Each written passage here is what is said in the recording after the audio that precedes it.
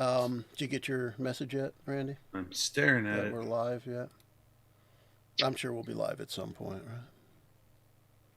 At some point. It's likely to happen. All right, just got the There. Facebook one. I see some dots. And I got the YouTube one. No way. Let me do this. And try it.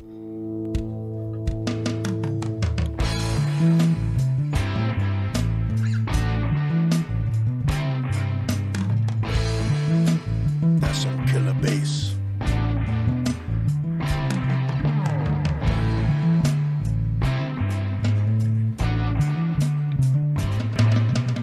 And here we are, Adventures from the Stream, coming at you live on YouTubes and Facebooks and stuff. We are here for what's going to be a special sidebar kind of thing where we are going to have an outtake. No, not an outtake. I don't know what the right word for it. We're going to do something that's going to lead into a future episode because our man Jason cannot make it here tonight. So you may notice that the cameras are kind of wonky, and that's just because I'm doing everything in the last minute panic to try and get ready for tonight's episode. Let's go around the table and we'll say hi, and then we'll explain what the heck we're doing. Hey, this is Chris. I'm playing a cleric named Winslow. We'll see how much of a baddie he really is this time. Hey, my name's Aster. I will be playing an Aarakocra warlock today. She said Kakra. Kokra. Hi, Whatever. it's Randy, and I am playing a rock gnome monk by the name of Gunji. Super Gunji. Does it I fit? am Joe. I will be the dungeon master for this session that we are going through here. So those who are familiar with what our campaign has been so far, we have a group of adventurers in our world of Courageous, which is in the Dungeons & Dragons 5th edition system. We've been playing that through Foundry virtual tabletop. We're going to use Foundry tonight for dice rolls, but we're going to use it, not going to use it for tactical stuff. I'll be keeping track of NPCs on a piece of paper, or at least pretending to. And what we're going to have tonight is a special sidebar. Without Jason on, I thought, let's try and make something that leads into what our next session is going to be. So I put out to our players, the folks who are on tonight, to Chris, Aster, and Randy, I said, all right, I got an idea. But for this idea, do you all want to be good guys or baddies? And all three, within, I think, a minute of sending the message, voted to be bad. So tonight, we're going to meet a group of three thugs who are going to be doing something bad. Let's start with whoever wants to go first. Talk a little about your character. Let me make one last note before we do that. We're going into this blind because for many reasons. First off, the idea had just formed an hour maybe before we started, but also through Dungeons and Dragons Beyond or D&D Beyond, there is an option to create kind of a random character, a quick gen character. So I created 3 level 5 characters, and then I imported them into Foundry, and those are the characters that our 3 players have this evening.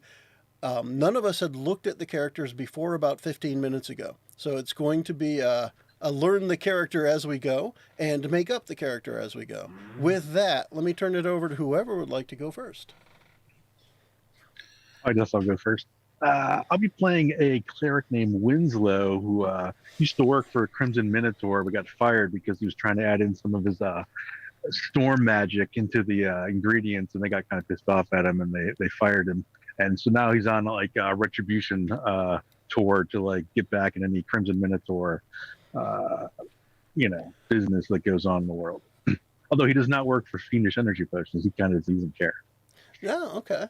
What was he doing at Crimson Minotaur? What was his job? Well, he speaks Minotaur, so he thought that would be important. They just kind of laughed at him. But then he wanted to get some of the his storm magic, his destructive, his wrath storm magic in there. He thought it'd be make it a little bit spicier drink, and they got rid of him. Oh, yeah. Maybe there was an accident. Who knows? Yeah. Who knows? Maybe there was. He is not admitting to anything. All right. Who's next? Gunji, he, with his brewing supplies that I see that he has in his tool proficiency, used to do brewing for Crimson Minotaur, but he was stealing some of the stuff to take home with him to experiment and got caught, and so he was also relieved of his duties. He would like to get revenge on them, and he does have a little side deal going with evil potions. What was it called again? I'm always so bad. Fiendish energy. Fiendish energy. Yeah. So he now working for them has agreed to sabotage the most that he can of Crimson Minotaur. Okay. Rad. So Era Kokra buddy over here. I like that. Big Daddy. It's You just said Leviosa. that out loud. So Bird Daddy, as he's called, has regularly been the top choice for Fiend Energy when looking into their competition, most prevalently lately Crimson Minotaur. So they decided to once again get his services Groovy. for spying on them. Now, as far as what you've read about your characters on the character sheet, speaking mechanically at this point, what do you see your character playing like as we get started here? Like, what do you think is the thing your character is known for so far based on what's on that character sheet? For Winslow, it's definitely the destructive storm power he has. And then if he has to, go melee combat, then he's like the mace in the face kind of guy. He's all about smashing faces with his mace. He wants to leave his mark physically, permanent. Like, oh, hey, Winslow was here. That's what it has on, like, when he smashes your head in, it has it, on the mace, and it just gets indented into your head. Winslow was here, so he had it printed backwards. Yep. That's cool. That's cool. What's that say in your mace? Bam. It's like a printing press for heads. Yeah. That's cool. What about Bird Daddy? Bird. So from what I'm seeing, like I said, all it said as far as like weapons or equipment or anything, this man just got his two talons. And that's all that is on here other than a bunch of warlock spells. So I mean, that's good. but he's got a decently high strength for it too, so I imagine he's going to try and stay out of it as much as possible. And then when he gets into it, it's either going to be straight up just intimidation, big bad Bird Daddy at the go, or whatever spells I can find. There's a bumper sticker, by the way. Big bad Bird Daddy at the go. Yeah. Hey, Gungi. Gungi is background haunted one.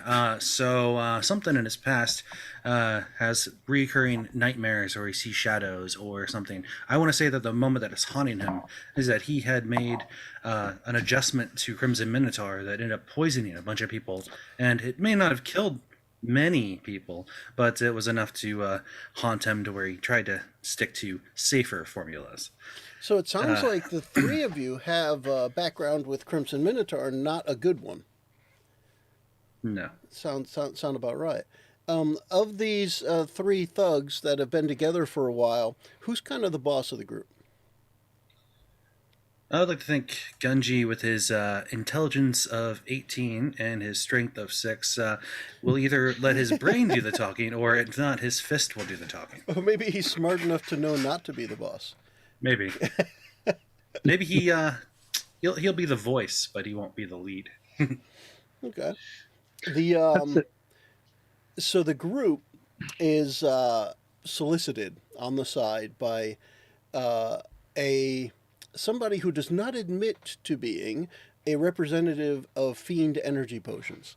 They're looking to disrupt some Crimson Minotaur deliveries, and there's a kind of a little bit of a hint in your circles that this kind of thing is desired. Who would go to speak to that representative about the job? I mean, all of you probably would go. Who would instigate it? I think Bird Daddy worked for them already. So, So did Winslow, and so did Gunji. For Fiend Energy? No, not for Fiend. Sorry for Crimson. I just said Crimson Minotaur was going to be disrupted, so I was thinking that line. There you go. Yeah. So yeah. Uh, So would Bird Daddy take the chicken point on this? Oh, for sure. For sure. Any opportunity to get in there. All right. The So there's an arrangement in a seedy bar in one of the major cities of the area, and you're instructed to wait at a corner table for the representative to come and give you the details of what's going on. And while you're waiting, you are instructed on specific things to order. You are to order a mug of mead for each of you, as well as today's hog special. That way they know who it is that they're going to meet. Excellent. So we're already all together. Yeah. The three of you would find your way together to get this information. So what I'd like to do is let's have a minute or two of banter among the characters, knowing what it is you're in store for at this point, that you are here to do the bidding of Fiend Energy Potions and disrupting Crimson Minotaur. You guys all get together, you meet at the same place, you get to your table, the food and drinks being delivered. What are you guys saying and doing at this point? B-Dabs, you got this, right? You're going to be able to handle this? B-Dads. When NA ever been able to handle it?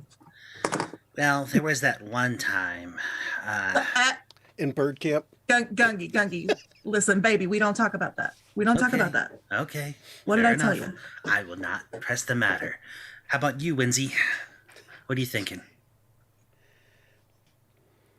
I just want to destroy anything that says Crimson Minotaur on it. I'm I don't with you, care what buddy. it is. I'm with you. Touchy. All right. I like that he said, destroy.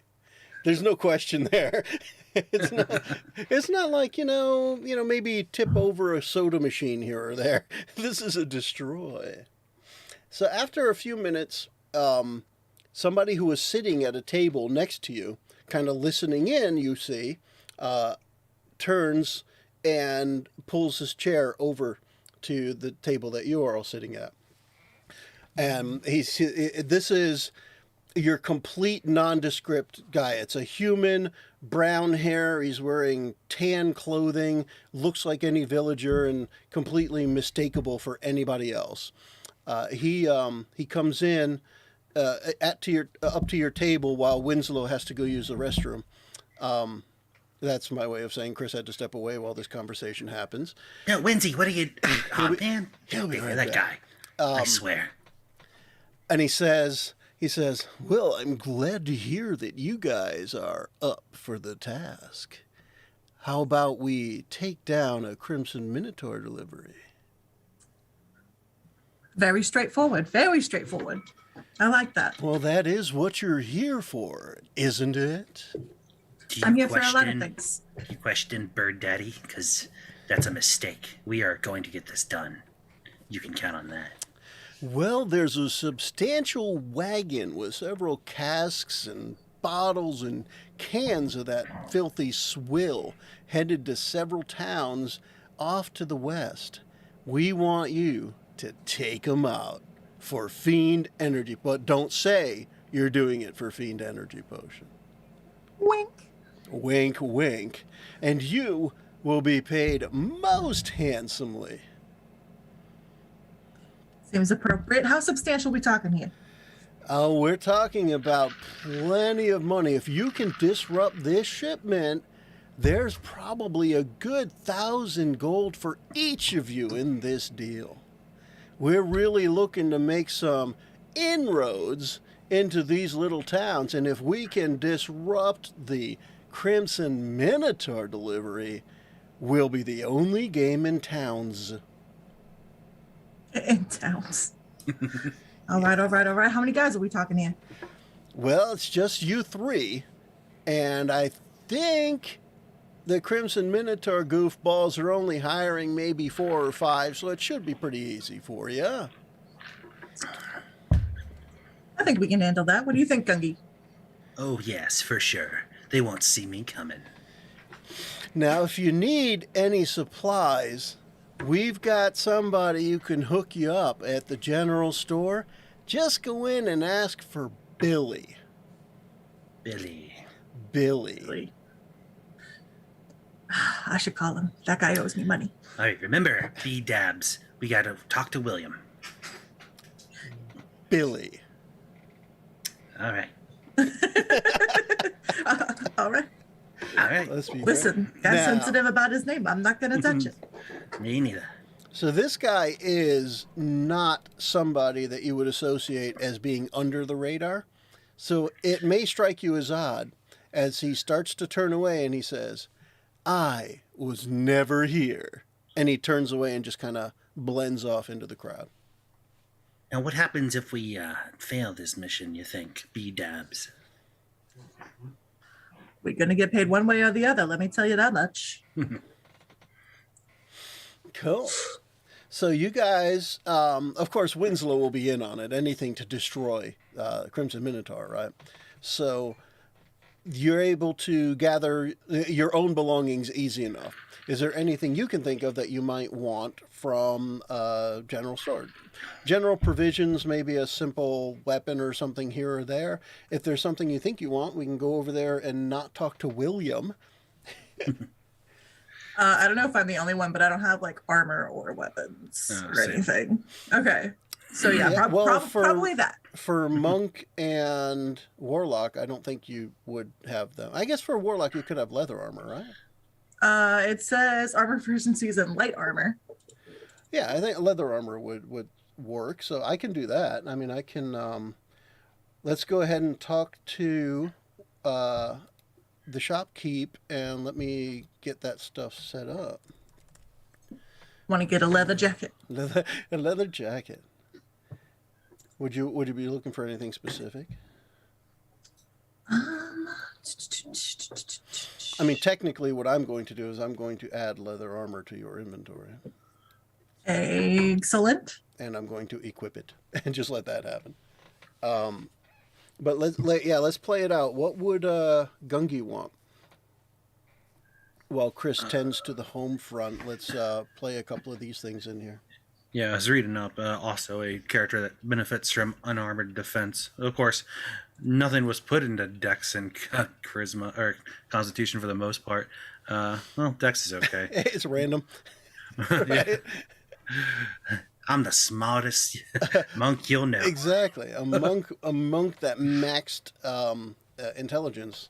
That's an investigative monk. That's one of the ones that sits in the monastery reading books and stuff. It's not necessarily a fighting monk, right? Yeah. B-Dabs, I has a feeling we're going to need some potions of healing. Oh. I think that'll come in handy. I don't know why I'm going to a southern drawl all of a sudden. I don't see why not. There is another thing to consider here is you might want to rely on Winslow a little, being a cleric. Not that That's you true. can't have Potion of Healing. What I'm going to do is I'm going to add that onto each of the character sheets. I'll add one. Because you're getting these things as part of the deal, so it won't be over the top. But we'll have some stuff granted. And anything else that y'all would look for? I'm trying to think of what weapons, but I don't know how to work. This I mean, thing. easy enough with a warlock. I mean, staff or dagger is very common. Would you want either of those? Yeah, both of those sound great, actually. Would you like either of them? where- Yes, both. Yes. Let's go with. I got installed daggers. Install. So we can do the quarterstaff and we can do a dagger. I want to pick up some caltrips, some rope, and I want to get some of those things that make you look like you're in a bush, but you're not. So leaves. Yes. You're talking about one of them billy suits? Yes, yeah. So you're We're looking gonna- for leaves, buddy? Is that what you want? Because they're on the trees outside, you know. I need them sewn together, and so they won't fall apart. So my you're friend. looking for like cloth that makes you look like leaves. I sure am. I don't have that. Or maybe a blanket that makes me look like a boulder. Oh, you want the Hobbit special? All right. I am No. like 2'4". So. I think we're gonna get those in the day after tomorrow. Ah, man, that's not good time for me. Okay, I just need the caltrips and some extra rope and maybe some spikes. You got it, buddy. And he just grabs a few things, puts them in this burlap sack, and hands it over to you. Awesome. So those things. Thank you. All right, Thank you, as soon Billy. as I hid Chris, he shows back up. Bam! There's a Chris. So And he's Chris, back. we are. You know what? You guys describe it. Yeah, I'm not doing all the work. You guys. Your turn. So we met a very interesting fellow. I was in the who back told to go to us- the bed. Winslow had to go to the bathroom or something. That's what I said, actually. We met a very Just in interesting. the middle of the story. Hey, did we forget something? Where'd that guy go? We met a very interesting fellow while you were in the can. That's why we're all of a sudden in a different facility buying stuff.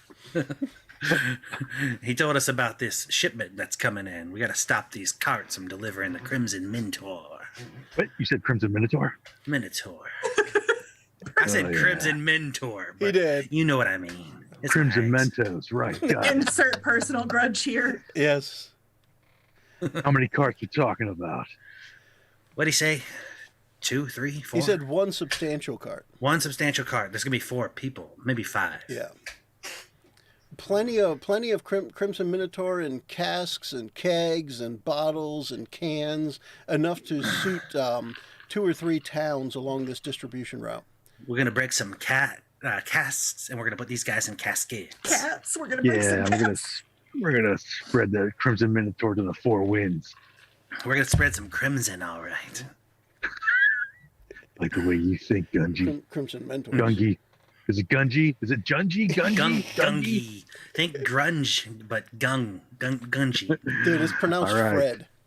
We got Gung Ho and we got Sam the Eagle. Sounds good. Yeah. Just say smells like halfling. That's what I'm going for. So where we are going, or where we are right now, Chris, where the three of Actually, you, it's gnome.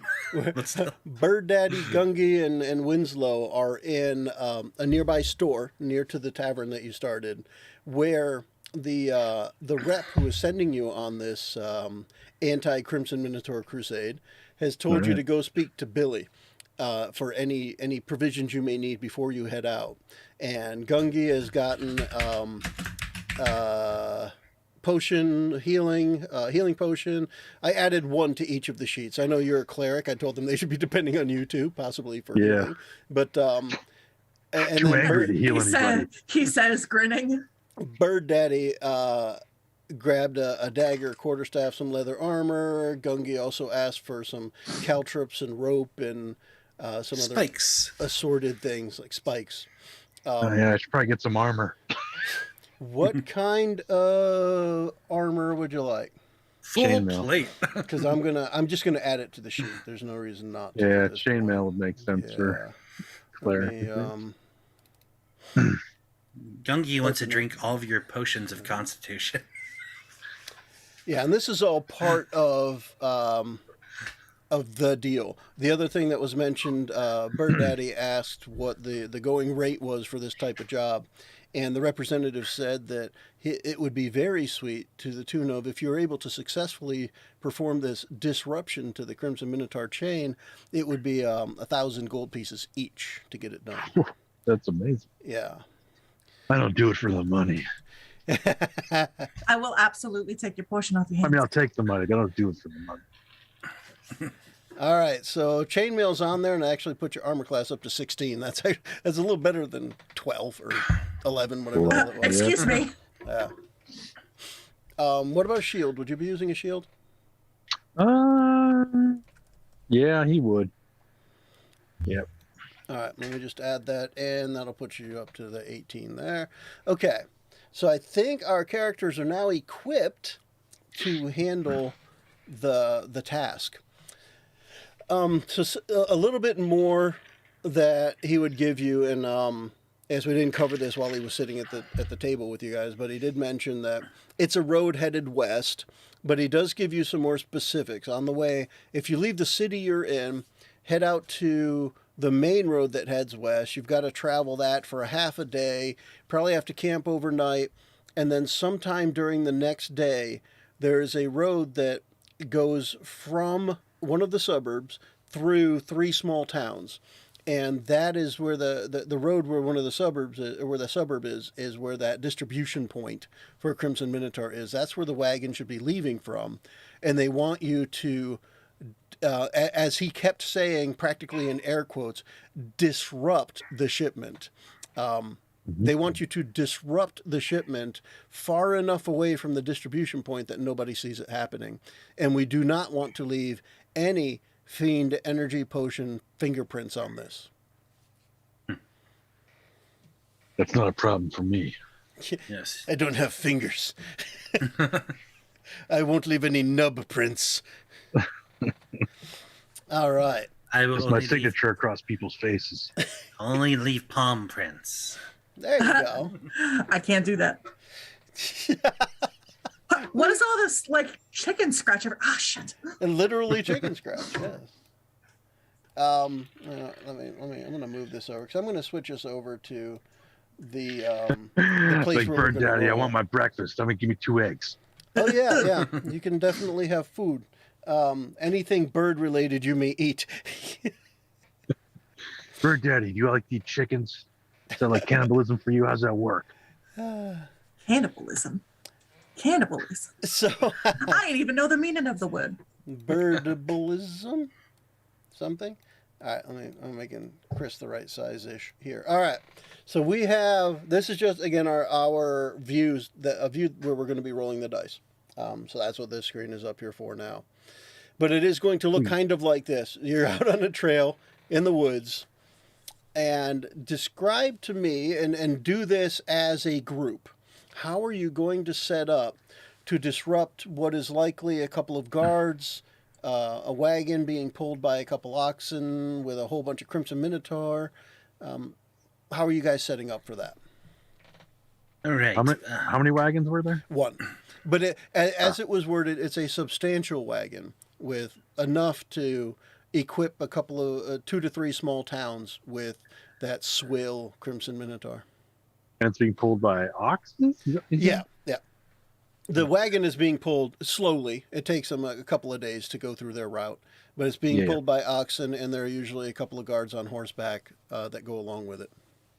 Do we have the resources to get a wagon of our own to kind of cripple it in the middle of the road, or no? Let's use a little bit of die rolls to get there. As a group, you're going to have at least a day to prepare for this. Maybe you stop at a local farmhouse and try and borrow a wagon. I mean, you tell me how you might want to do it. Man. It's cool. All right, steal is fine too.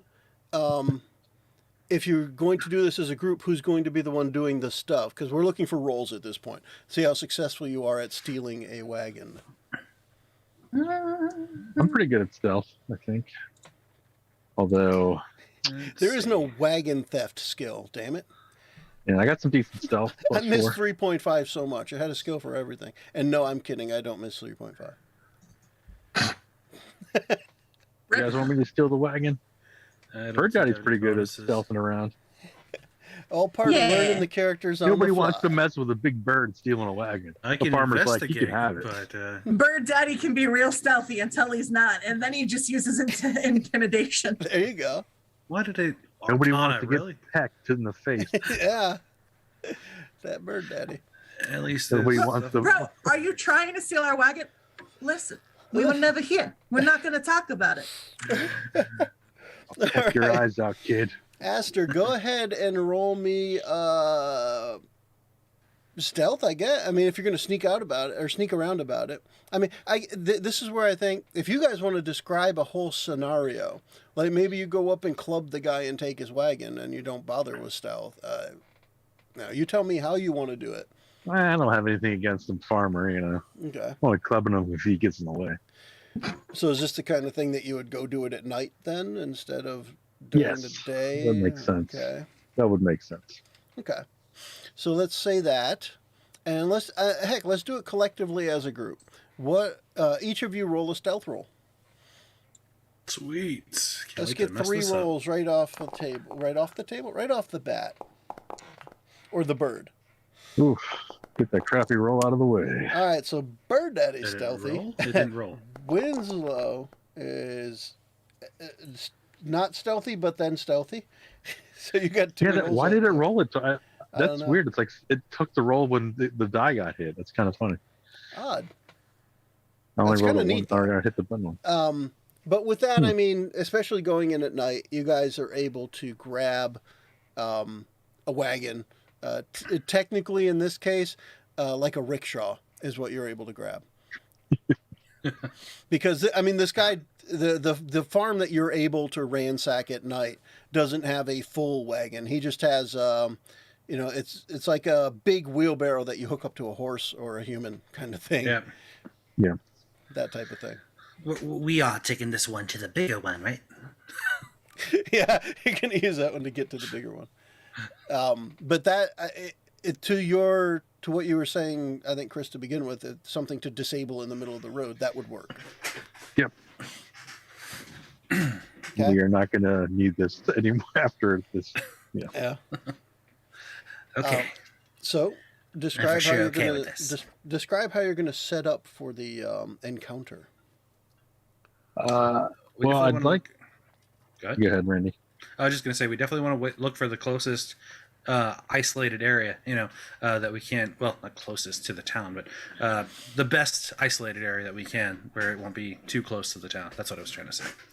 Yeah, and then we definitely want a good choke point where they can't get around the disabled vehicle too easy. So the plan is ours is going to be disabled in the hopes that they like check on us. No, they're slowed down. They can't get around it, and then we attack. Oh, roadblock. Ambush. Gotcha. Yeah, ambush. So, just for the visual reference, we're going to use the bend in the road here, and just say that this wooden thing on this map that I used happens to be the thing you set up. Now, yes, you would want it in the middle of the road, but aside from that, we'll use that as a good visual representation of what we're talking about. Go ahead and stage yourselves around it for when you want to be ready. And this just gives me an idea, because we're going to play it all out, Theater of the Mind. But this gives me an idea of how you guys might want to be. Let's have attached to everybody. I think they're all selected. Let me. Yeah, just do you can deselect. Just pick anywhere else on the screen and drag to deselect everybody. Yeah. If you, this is fun to watch. You guys should. Hold on. I kind of want to be in the middle of the road, and then you guys can be like hidden in the bushes. What? All right, so right there is good. That's right as it is, decent representation. So Winslow, you'll be out there maybe working on the broken down cart kind of thing, or yeah. Okay. Okay, B-Dabs, when they start to navigate around the rickshaw, I want you to swoop in front of the ox and freak them out. And then I'm going to jump on back and take care of whoever I can. You want me to do what? You want me to swoop in front of the oxes? Yeah, Don't stay in there. Don't stay in the path, but, just scare them a little bit. Just like a mouse in front of an elephant. A wee bit. They'll kind of jerk. I'm assuming they'll kind of jerk. And then that'll distract them enough for me to quickly get up there and start doing some major damage. Ooh, major damage. So, after you guys are camped there and you have the scene set up, a couple hours later, who's the lookout? I could probably do that. All right. Gunji's going to set up just further around the bend, just, where you see this bush up here, just like right here, diagonal from it, get the caltrips and the spikes and just kind of place them there and kind of cover them with debris. Okay. I guess B Daddy is gonna go up in the trees. Okay. So if they get around to get ready to swoop. So, B Daddy, off on the road, about as far as you can see with your birdie eyes, you can see them start to approach. As they get a little closer, you see that there are two lead horses with mounted what looks like probably decently paid professional guards. As they get close enough, you can see they're in some studded leather armor. They're holding pikes, and they also have swords and shields. And behind those two lead guards, there is a large wagon pulled by two big oxen. And you can, from this distance with your bird vision, you can see where the driver is sitting on the wagon, there's another person next to him, so there's 4 there total. But where he's sitting, the seat itself, you can see the bright colors of the Crimson Minotaur logo, like right on the seat itself where he's sitting. And also you can see some of those bright yellow, red, and blue and silver colors on some of the things in the back of the wagon from this distance. So you can see they're coming, and they should be here within a couple of minutes now. So as of right now, 2 ox, 2 armed like guards, and then a couple of passengers, effectively. The people driving the wagon, chances are they're armed because that's part of delivery in this area. But you can't quite see what they may have while they're just sitting there in the wagon. The guys that are on the horses, it's clear they're holding a shield, a big stick with a point at the end, right? But the guys in the wagon aren't so obvious how they're armed or armored. Gotcha. Are they far enough away to where they wouldn't be able to hear us talking? Yes. Okay. They're at the distance that it's still going to take, at the speed they're going, a light trot, it's still going to take a little while before you even hear the hooves of the horses. I'll let the others know to kind of get ready if we've just been, sitting here twiddling our thumbs and playing cards for the last couple hours. Yeah, probably. What's the weather conditions right now? It is midday, bright and sunny, not a cloud in the sky yet. All right, good to know. The storm man might be able to bring something about. Yeah. Winslow the weatherman. I keep an eye on 2 things: the weather and death of Crimson Minotaur. There are only 2 things that matter to me, and one of them is not Crimson Minotaur.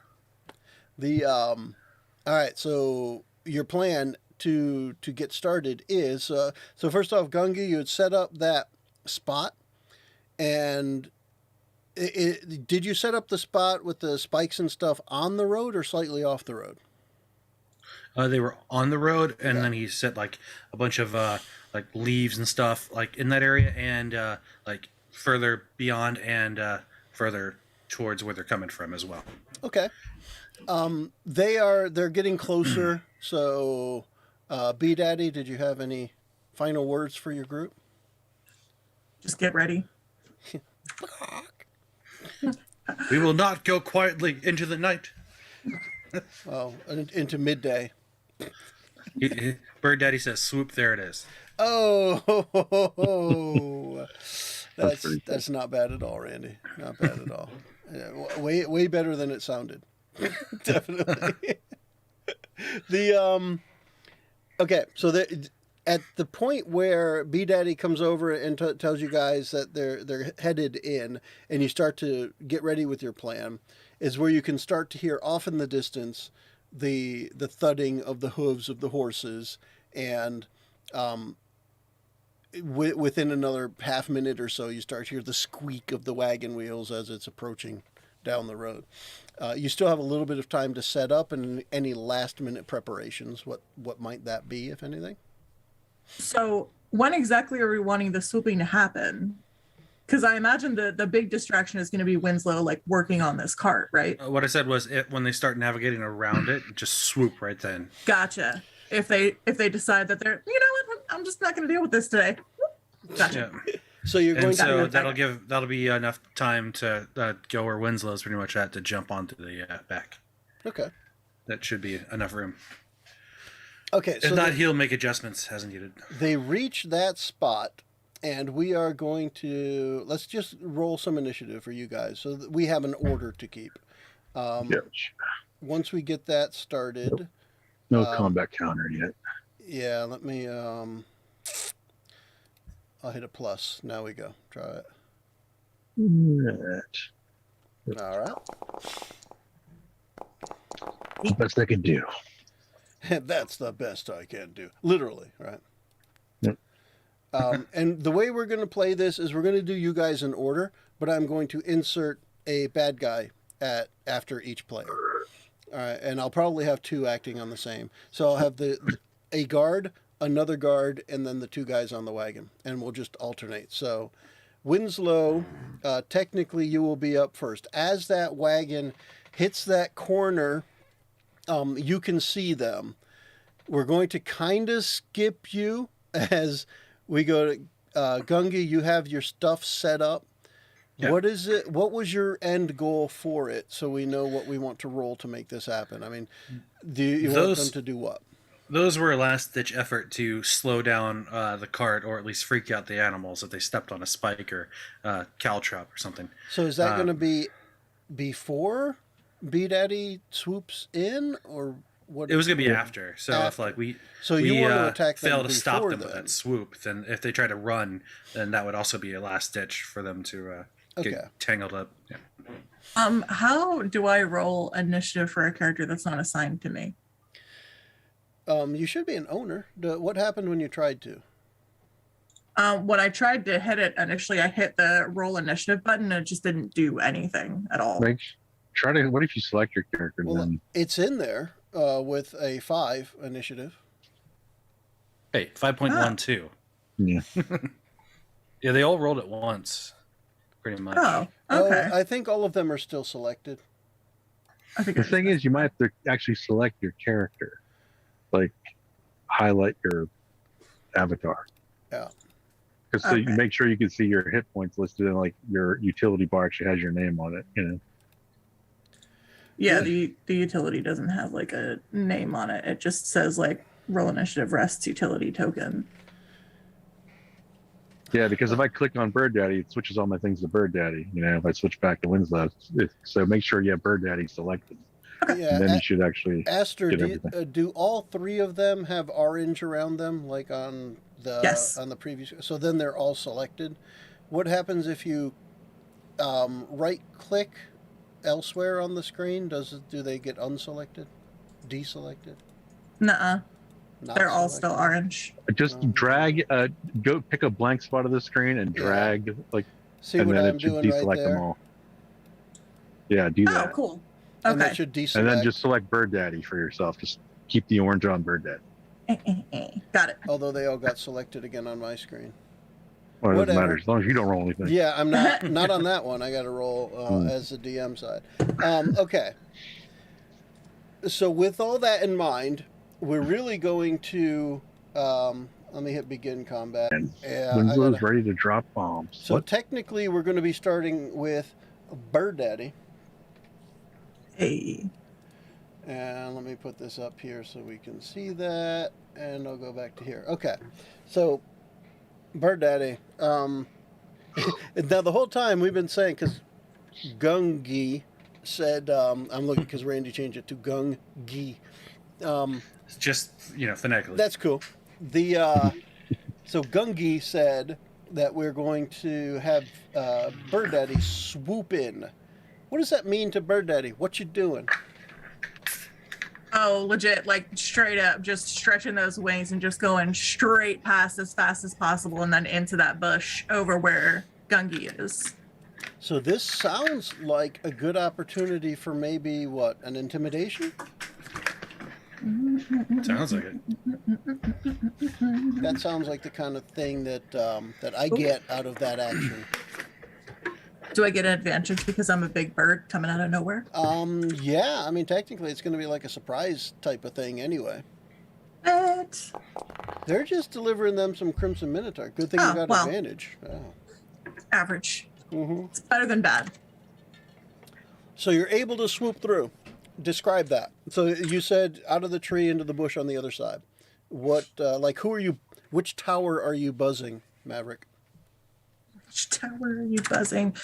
So basically he's just kind of like perch on this branch, and as soon as they get within range and are kind of checking out what's going on and starting to like swerve around it, like people do with accidents on the road, while they're really focused on that, he's basically just going to let out a very loud screech and launch himself off of the branch and just glide all the way over into, like I said, that bush over where Gungi is. Okay. Don't worry about moving on the screen because we're not using the screen for tactical stuff. It's really just for the rolls and the combat tracker. Gotcha. Okay. Yeah, so you go through there and you're able to startle the guys in the wagon, but not the 2 guards. Not that they saw it coming, but they're just a little hardier than being spooked by something like that. What about like the oxes? They are taken aback, but not necessarily bolting at this point. I'm sure you could find another way to freak them out, like, I don't know, like put an arrow in their skull or something, but I don't know that anyone has a bow. That's another question before we get any further. Did anyone want to have purchased a ranged weapon or gotten a ranged weapon? I didn't. No. I mean, I could go bow. Well, as soon as they like hesitate or anything, Would you Gunji was use going that? to jump immediately on the cart. So Okay. Would Bird Daddy use a bow, or would it just be cantrips as the warlock? I mean, Oh, you're right. You're right. I can just you get do free Eldritch spells Blast. now. Yeah. We good. Okay. So we are going to move now to Winslow being able to act next. Yay! Yay! All right, so I'm assuming the two guards are kind of close together. Yeah, the two guards are right up front on horseback, riding tandem so they can talk to each other during the long ride. And they are about 10 feet or so in front of the ox, who are then, 5 feet in front of the cart, which is then 15 feet long. All right, I'm going to give them a Thunder Wave spell. Cast Thunder Wave on those guys. Okay. And is there a save on that one? Yeah, I think it's a dex. I got to dig down to get the description. Each creature in 15-foot cube originating from me makes a Constitution saving throw. Failed save, it's damage, and you get pushed 10 feet away from me. On a successful save, it's half damage, and you don't get pushed. Okay. DC is for 12. All right. So we're going to, and I guess all my rolls are going to be an adult copper dragon. I still haven't figured out why that's my default creature on this world. I've never had a copper dragon in here. But anyway, everything that attacks here will be an adult copper dragon. All right. So we have, what was that roll? Oh, that was a damage roll. 11. Yeah, Okay. so it's still half damage, even if they, they make the save, it's half damage, but they don't get pushed 10 feet backwards. Okay. That paper I said I was going to write on, I had to grab. All right. Let me do this, and let me just do a fresh sheet here. Close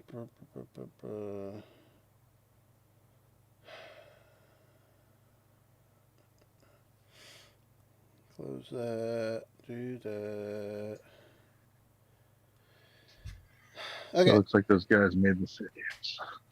Yeah, they did. 6. And we are also trading their horses because they are war horses. They're professional horses. Oh, yeah. They each have their horse, and the horses will also take the same damage. And then I will jump up into the cart so I'm at at least the same level as them, and pull out my mace just in case they want to fight. Oh yeah, they're going to fight you, probably to the death. If history is any indicator of our fights. I really don't have room to put paper here, so I'll just hold it. Yeah, exactly. So one of the guards will go next, and how close were you to them when you cast this? It was a 15. I would say at least my max range 15 feet. Okay. As soon as I got in the range, I'd want to drop it on them. So the first guard is going to rear his horse and plunge forward towards you with his pike held out. Pretty much, he's Sir Lancelot. And I'm not going to put the modifier on there, but he's got a +3 to hit, so 21. I think will probably hit your. Yeah, the 18 hit me already. keep track of Joe so far. 2 18s and a 14. Isn't that awesome? Yeah. That's when the adult copper dragon will get you, apparently. And we're just going to do a regular. I notice your dies are copper as well. Yeah, 3 damage, Chris. If you could reduce that on your character, please. Yep. Okay. So he lunges forward, and as he's doing that to attack, it's almost reflexive for him. The other guard just shouts, "Protect the cart!" And then Gungi. As soon as Bird Daddy hit the bush where he was, he's jumping immediately onto the cart, and Yep. he's going to punch at the driver. Okay. That's awesome. So at this point, you definitely get surprise. All right. It's a surprise round for the guys on the cart because of the flyby. Yeah, if they hesitated, then it's not moving as fast. I mean, they're going around an obstacle anyway, so They weren't going fast anyway. They were going at a fast walk was the speed they were traveling. all right. So I'm going to take a with advantage punch at the driver. You said. Yep. You get advantage because he is surprised. All right, first punch. I don't even see. Nice. Nice. All right. Yeah, 25 will definitely hit, and that's just going to be the driver. Guessing it's not technically a crit because I need a 20 with this. Ooh, nice. I'll take the max damage though. That's pretty good. All right. Okay, I'm going to go and use Fury of Blows. So I spend a key point to get two additional attacks. Nice. He's going to slaughter him right out. I do need to use the key point, so I'll use that real quick. Yep. All right. And first attack. Dang. Nice. All right. What's the damage on that? Rolling. Because that's 25. So that's 8 more damage. Good gosh. And it says up to 2, so I So guess I'll he just... is knocked out with that hit. You've hit him hard enough that the reins drop from his hands and his head hits forward, and he probably wishes he had an airbag in this wagon as his face just smashes against the wooden partition in front of him. Okay, is one of the guards on the horses within 5 feet? No, but the other guy sitting next to the driver. They call him the passenger. Well, The then other can I delivery finish off guy. my Fury of Blows with that guy as well? Yes, you can. I'll do that then. I clicked it again They because I were don't... they were like 5 feet apart at the most. They were adjacent. Right on. I don't know if I should have been doing these with the advantage, but I'll just stick with that. So I'm already 4? hitting, so... yeah. Okay. All right, and that is the end of my turn. I don't have an end button, so... You don't have an end turn?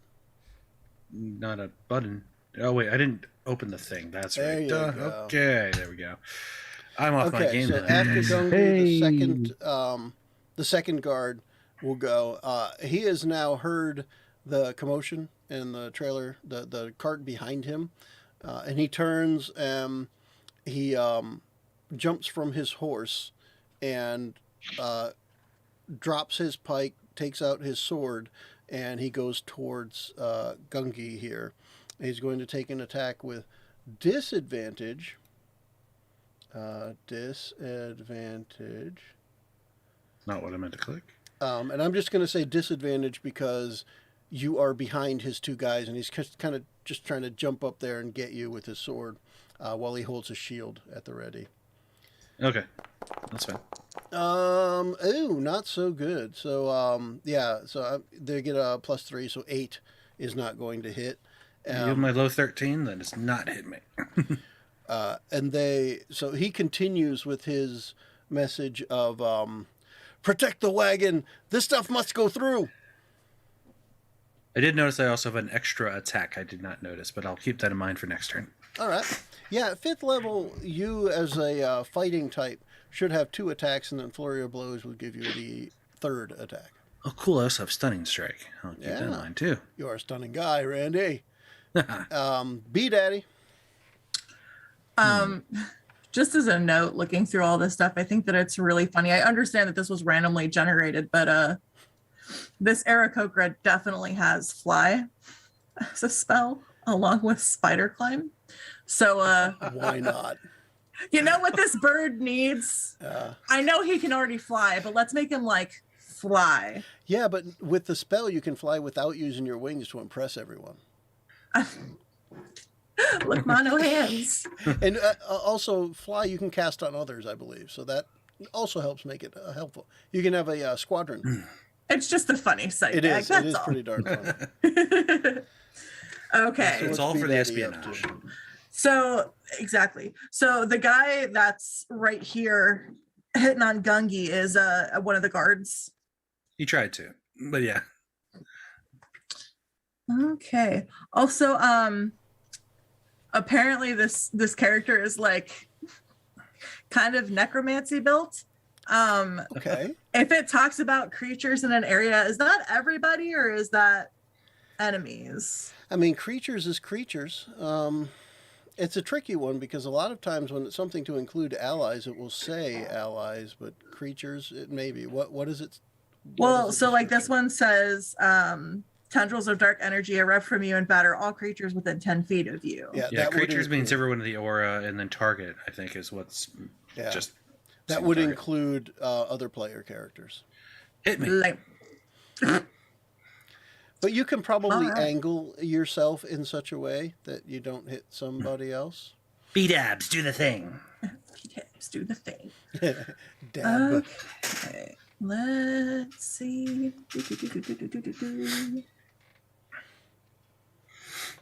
Okay. It says within 10. It says within 10 feet of you, so I'll basically just move to a place where what's in 10 feet of me is just the bads or the goods in this case, the others. The guys you're The trying to others. take out. Yeah. The Crimson Minotaur lackeys. Okay, so can I do this without Now having something to click here's on? where we are. Let me reset our visual scene for us. We have on the road, we have a wagon that has now pretty much come to a halt. The oxen are making their way to a halt because the reins have been dropped. The first guard on the horse with his polearm set forward just attacked Winslow. The other guy has jumped off of his horse and is now like 15 feet back from that at the wagon. So the wagon now has a knocked out driver, slowing oxen, a passenger who has taken a quick blow to the chin perhaps, and the other guard on the ground next to it trying to needle his sword in to hit Gungi unsuccessfully. So that's the view there. So you still have two really big pack animals in front of the wagon. The wagon itself is about 10 feet wide and about 15 feet long, holding, again, lots of stuff. All, brightly branded Crimson Minotaur stuff. I say that for Winslow's benefit. Just waving that red flag in front of the bull's face. Yep. Basically. Okay. So what I'm going to try and do is, like I said, get into a place where within 10 feet of you does not include my allies, as it were. So if I can get both of the guards at the very least, great. You can either, if you were go for a guard, it would be either one. The one at the wagon or the one at Winslow. Okay. They are far enough apart that 10 feet will not cover both of them. Which one is the one yelling about protect the cart? The one at the cart trying to stab Gungi. Okay. Well, then we're gonna do that. Okay. And I'm going to see if I can do that without a target. Yeah, you can roll whatever the attack is without a target. Faux show. Oh. Let's just do a thing. So, Arms of Hadar. I think you read it a little bit, but go ahead and read it as we see it. How does it look in this encounter? In the arms of a Hadar. Oh, sorry. So basically, excuse me.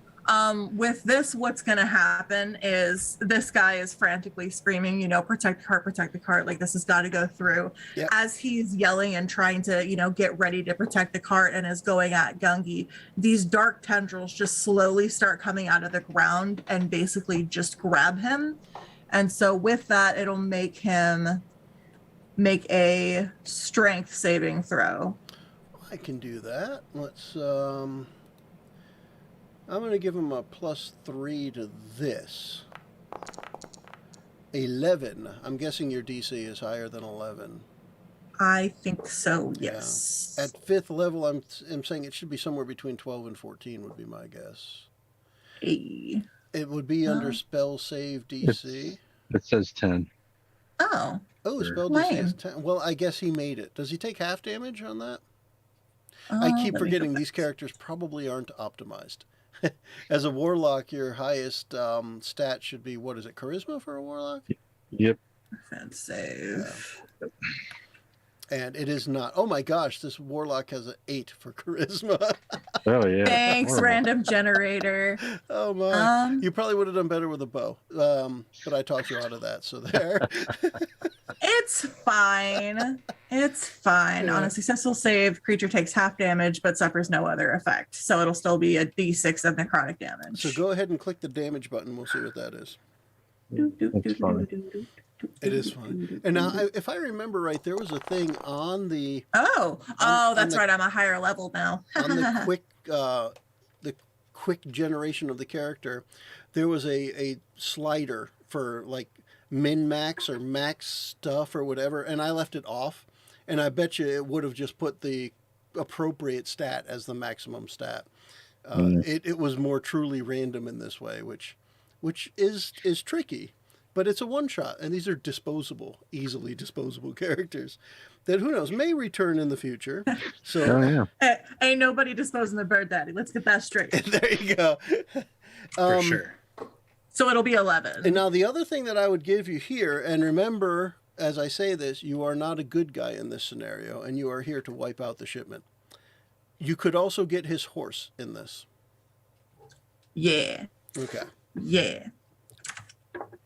So the same description then, the tendrils would come out and grab the horse. Yeah. It'll just and kind of go necrotic. around. It's necrotic, yes, you said? Mm-hmm. So does it look like it's draining life when it does that? Like, I'm thinking Resident Think Evil kind similar of thing. to like, what's it? I was thinking like Resident Evil kind of thing where you get the black veins and stuff. Yes, exactly. Okay. So that happens to both. And this horse is, I can't remember the right word. For a cat, it's calico, all the different spots. Is that palomino for a horse? That sounds right. But it's a horse that has, white spots and brown spots and dark brown and light brown. So the white spots and stuff, where you can see to the horse's skin, you can see these, the darkness, the necrotic, the evil of the spell pulling the life from the horse and from the guard, like down into the ground. And they're definitely both severely weakened from that little encounter. All right. I was just joking about how intimidating this bird was, but There you go. geez, after reading this character sheet, I was like, I kind of want to keep this character. There you are.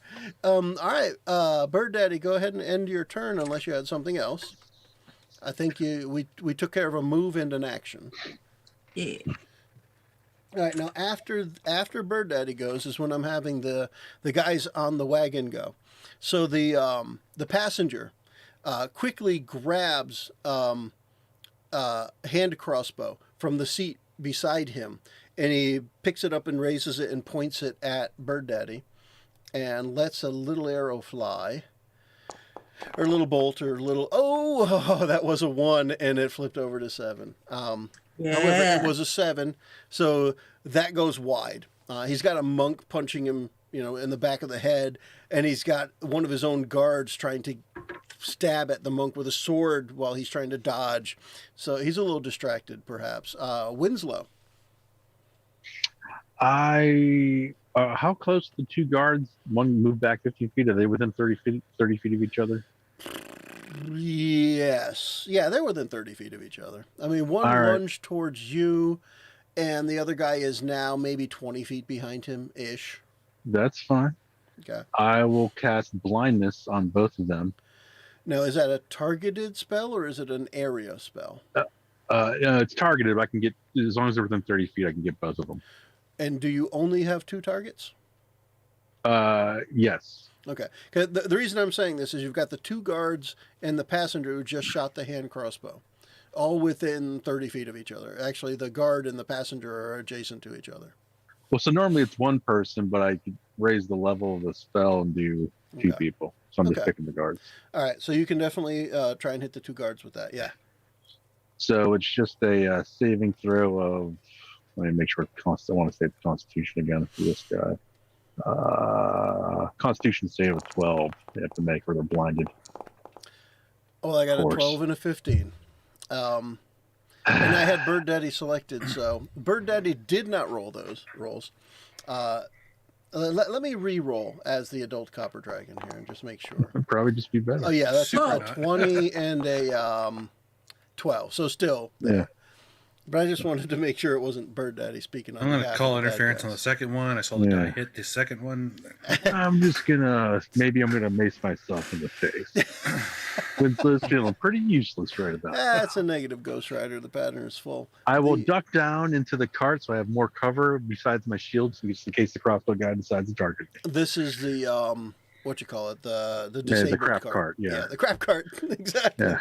And coincidentally, it was bring used, out your dead cart. it was used to haul manure and dead people. Yes. Yeah, it stinks in there. Yeah. So there is still a guard where you are, and Correct. he is the one who is going to try and get at you. So he's going to try and leap over the cart and attack you from I hope he trips and falls on his bike. from a nice big leap here. If he rolls a natural one, that's what's going to happen. Let's see what he does. Let's see what he does with his attack. He knows who you are now. Purple hyphen. Here we Knows go. who you are. Oh, He's no. pretty good. Yeah, with a 16, that one's going to get in there. He And this must be an is Olympian. he's swapped over to a short sword here. If I remember right, short sword's a d6, so I'm going to roll a d6 and add 2 onto that. So you'll take 5 damage, Winslow. Yes. And They're then not he going to will, last too long. he will at that point he's going to take essentially the rest of his turn. He's going to go over to his horse and slap the horse and tell it to run. He's going to try and let his horse run away because he just saw how the evil bird tried to kill the other horse, and he's got an attachment to old Bronzy here. Yeah, evil Big Bird. Yeah, evil big bird, Gungi. Bizarro Big Bird. Yeah, Bizarro Big Bird. Okay, I'm going to continue to take out the co-pilot, Okay. who apparently made no move, or no, it was only the guard that made a move on me. So, yeah, I'll just knock this dude out too. Well, you were behind him and punched him, but then this really evil bird thing with the tendrils and the death and the oi, so he decided to shoot at the bird. Okay, fair enough. When you get one shot, you take the one that you think is the most important. All right, so I'll start with my initial attack. You're just some guy who punches. Oh, Right? yeah, that's for sure. Right in the face, too. All right, 17 definitely hits, yeah. All right, so standard. All right, so I'll go ahead and do my extra attack now. This one I'm going to do a stunning strike. Do I have to click stunning strike or just do... The stunning strike is after you hit. Okay. He gets a DC whatever thing. Oh, okay, so arm strike, attack. Whatever your DC is for that. Yeah. Dang it. 14 will hit. Yep, 14 Okay. hits. This one is a stunning strike. Okay. I think I had to expend a key point with that too. Let me double check. Yeah, stunning strike does use a key point. Okay. So you I'll will do 4 points of damage, and I'll expend that key point. Use. I also can I use Fury of Blows, or do we still got to focus on the stunning strikes? So. I'm pretty sure I'm going to fail because I rolled a 4. Let's not bother with your DC. So you hit him and he is stunned. I believe technically incapacitated. So he's just unable to take an action until your next turn or his next turn, whatever it is. I think it's your next turn. Then I will use my move action to get to the closest guard then that's willing to fight. Okay, and the difference is you're up on the wagon behind this guy, and you just need to get down to ground level to get a good punch at the guard, who is right next to the wagon. He's just reaching up there with a sword. I'm going to grab the reins instead and start woeing them to stop. That's what They're stopping on their own, just to be clear on that. They're coming to a halt from going maybe, again, at a fast walk to a slow walk to a halt. From the beginning of the encounter, the oxen have moved less than 10 feet. Okay. Is there anything up here that releases the oxen from the cart itself? With the right blade, you can definitely release them. Do either of You these can two have a cut blade whatever is that I've essentially knocked out? Yeah. The driver has a short sword on the seat next to him. You could use that. So it's a combination kind of thing. You have to pull a pin for the thing that's attached to the oxen, but then they also have the leather reins that are there, so you can kind of. It would probably take an action to do that, not your move. Okay. Well, then I'll just grab that weapon and prepare to do that my next turn. Okay. And then I'll end my turn. All right, and then from there we go to that other guard, who is kind of watching what you're doing and kind of seeing what Bird Daddy has done, and he needs to make a decision who he's going to go for. In this case, I'm going to give him an odd or even shot, a 50-50 for either of you. Bird Daddy, are you odd or even? Odd. All right. I rolled a 2. All right, so he's going after Gungi. That other guard, now that he has a clean shot at you while the driver's been knocked out and the passenger's got his hand crossbow and he's reloading it and he's kind of moved to the side, he's going to swing at you with his short sword. And... Wait, the stunned guy's reloading? Oh, he's going to be, right? He was... Let me take that back. He's starting to reload. After he shot, the next thing he does is reach for another little bolt. And you just happen to punch him and stun him while he was doing that. Okay, I'm not worried about him just yet. So. Oh, gosh, this guy cannot hit, but he will take a second attack because he can do that.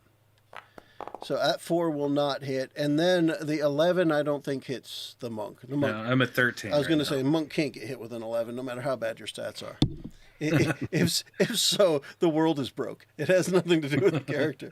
All right, so that, guard number 2, definitely not doing well. Oh, don't worry, you'll get your turn.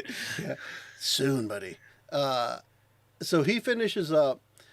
He's really, although attacking Gungi, he is giving Bird Daddy the side eye the whole time, like in fear. Like the thing you just did was really bad for him and his spotted horse.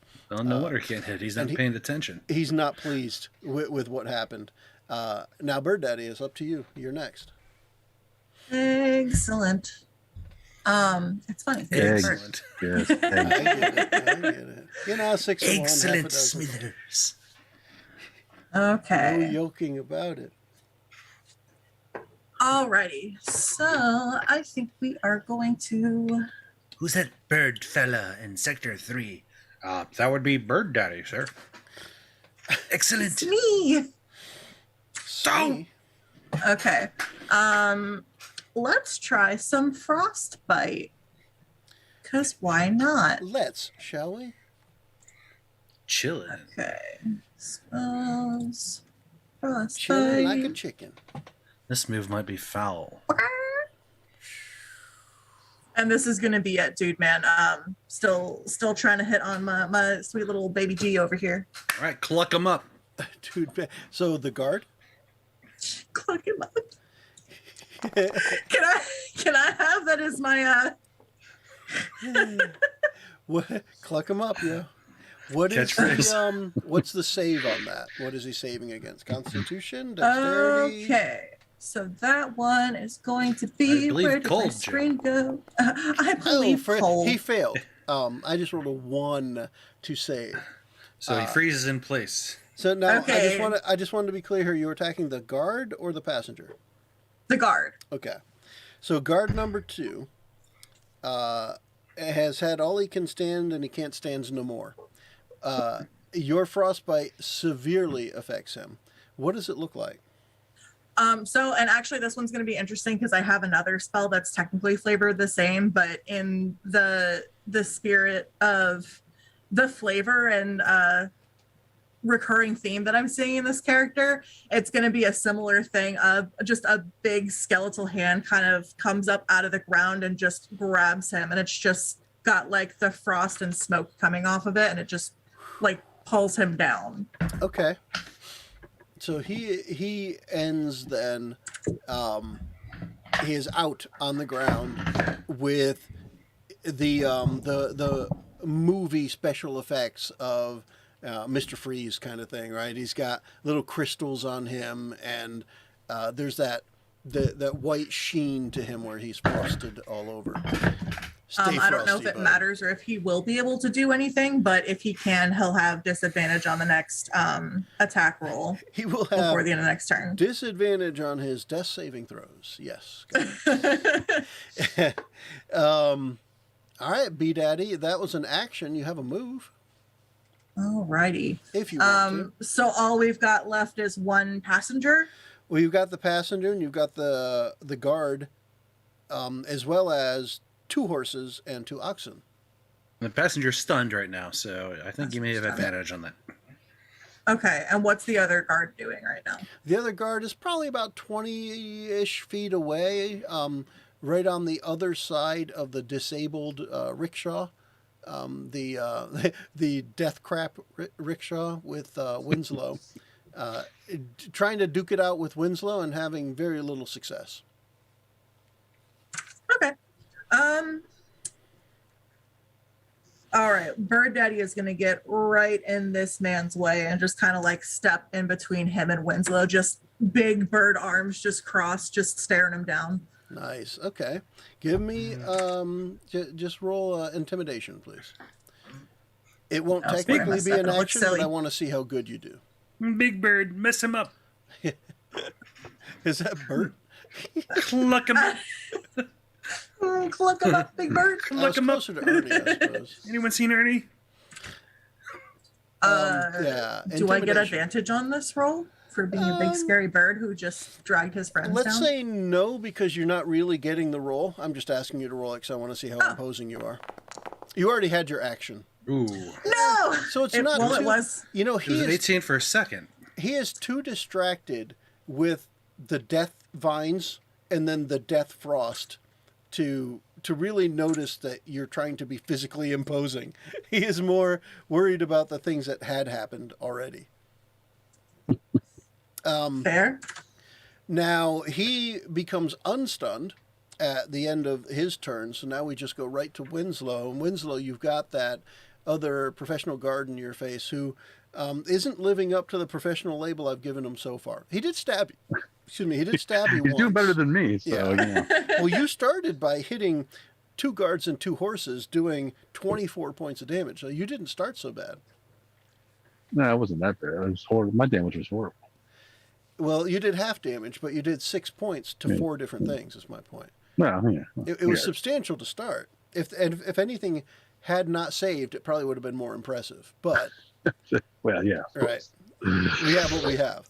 And right. just as a manner of giving the oxen a chance to freak out, one of the oxen is definitely getting more skittish right now. The one on the left. And you may say, who's left? Doesn't matter. It's the one on the left. Yeah. Whoever's looking at them. That oxen is starting to toss its head about. And they have, and I don't know if this helps Winslow with anger or anything, but their heads are painted in crimson. And their heads almost look like Minotaur heads. Oh, yeah. Because they have yeah. big horns sticking out of the sides. Yeah. So they have I'll been take care of them in a bit. they have been branded without fire, branded by paint. All right, I'm gonna use inflict wounds on this guard. Hopefully, if I can hit him. I'm sure you can. Yeah, let's see. Let's see. Let's see if I can hit him. Come on, come on, come on. Ah, crap. I said I'm sure you can. I guess I wasn't really sure. Yeah, horrible. You try and punch him. What's your strength anyway? Is any like frozen from cold with a fail? Other guard. Oh, okay. Nah, yeah. My strength is, yeah, I get +1 for my strength, plus just 12 +1. Okay. These guards, or the scene, is almost 2 little scenes, or 1 big scene and 1 little scene. The little scene off to the side is Winslow with the death crap cart and guard number 1. And they're kind of, spell duking it out and sword duking it out. And it's like a lot of parries and misses. And I don't know, does Winslow's magic have visual components? Like, are there sparks flying off to the sides and stuff while this is happening? Well, now we're trying to think. I did the blind thing, so it was not really anything. And the thunder wave, the thunder wave might have been a little bit of, you might have seen something, but the flicked wounds is just me touching them, and I couldn't hit them. Okay. So looking on from where the wagon is, and they're about 20 feet away, you can see the 2 of them are engaged in combat, and neither one's getting the upper hand at this point.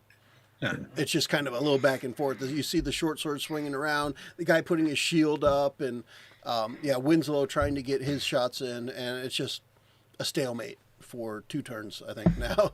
And so then we'll move from Winslow to that guard. He will try to hit Winslow now. We're going to find my mouse. Yeah, nice. Get a 2. This guy's been getting pretty good. Got lucky. 15? No, Yeah, 18. You have 18. 15 is Yep. not going to hit. Actually, 16, because I was adding 3. Still not going to hit. And then his second attack, as he swings the sword around, and you have... I mean, how do you want to have him miss these 2 shots? Is it something you're doing or something he's doing? Well, I'd say that first one I would probably deflect with the shield. The second one he just misses wild and hits the cart. Okay. So he chips off a bit of manure, and it just goes flying. Hard dried manure. Gungi, now you have the passenger who is no longer stunned, the driver who is just bleeding out from his face onto the front of the wagon, and the guard on the side of the wagon who is now like frozen to the earth with little bits of crystals and stuff on him, as well as one oxen who's starting to shake its head about like it's nervous, and the other one who's just kind of standing there not doing anything. Actually, Joe, it says he's stunned until the end of my turn, so he's still stunned for now. All right, cool. So I'm going to continue doing what I was doing to release the oxen so that this cart isn't going anywhere. Release And the oxen. so I will slash at the Okay. the leather thing you were talking about earlier, the leather strap that's holding them. Okay. So you want to take your turn to release the oxen from there. Now, let me rephrase. That would be your actions. If you want to move, you can move as well. Would that use all my actions or just one of my attack actions? And it's only because of the way it works technically, where your extra stuff is if you attack, you get extra attacks. And since you won't be attacking as your action, you don't get the extras. You'll be spending time, though. I mean, you've still got to get in there and you've got to find that pin that releases the yoke, I think it's called. Not Y-O-L-K, but Y-O-K-E. Well, these oxen aren't going anywhere right now anyway, just Right. kind of spooked or whatever. I'm not going to worry too much about them just yet. Okay, Is so there a can rather of than Crimson release- Minotaur lying around? Well, hold on. Just rather than release them, you're going to do something else, yes? Yes, yeah, Okay, so since go they for it. don't seem to be going anywhere. So what's that question about the CM again? Is there a can of Crimson Minotaur lying around? Oh, yeah. There are cans and bottles that you can take individually, as well as the larger, 5-gallon cask, 50-gallon drum. Okay, It says a I'm lot. going to just pick up a regular can, and I'm just going to hold it to the chest of the stun guy, and I'm going to attack him by stabbing through the can into his chest, if I can. What weapon? The blade I picked up from that guy, the driver. Yeah, that's right. You grabbed the short sword from the seat. Go for it. So just do just roll 2d20 with advantage. All right. I'll roll 2d20, and then I have strength on them too. So, Are you kidding? Did that add strength already? What is? What? No, it added. So do this, Randy. Click the d20 one time, and One then time? click the advantage button. Oh, there it is. All right. Yeah, and then roll.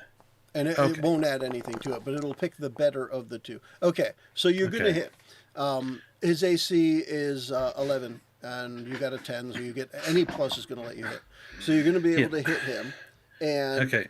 you are going to. You have him on the edge of unlife already. What is it? Describe your ending of this fellow with the mechanism you are currently using.